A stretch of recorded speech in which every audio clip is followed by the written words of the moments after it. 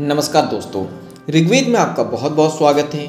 आज हम पढ़ने वाले हैं ऋग्वेद के द्वितीय मंडल के सूक्त नंबर 117 देवता इंद्र। तो चलिए शुरू करते हैं। हे स्तोताओं, इंद्र का शत्रुनाशक तेज प्राचीन काल के समय उदित होता है, इसलिए तुम अत्यंत नवीन स्तुतियों द्वारा अंगिराओं के समान इंद्र की पूजा करो।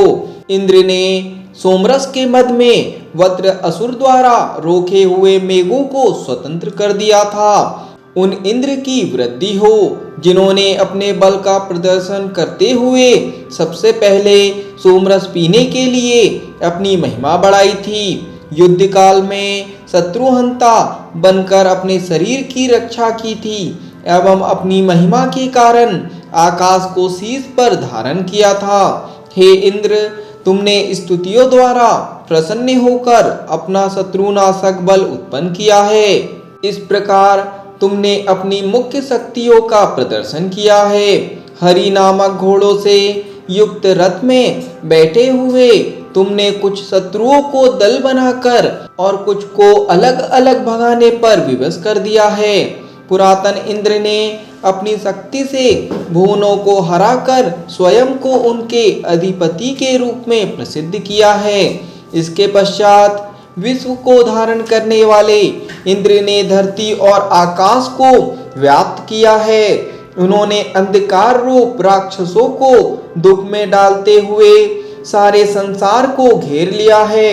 इंद्र ने अपनी शक्ति द्वारा इधर उधर जाने वाले पर्वतों को अचल बनाया है, मेघों के जल को नीचे की ओर गिराया है, सबको धारण करने वाली धरती को सहारा दिया है और अपने बुद्धि बल से आकाश को नीचे गिरने से रोका है।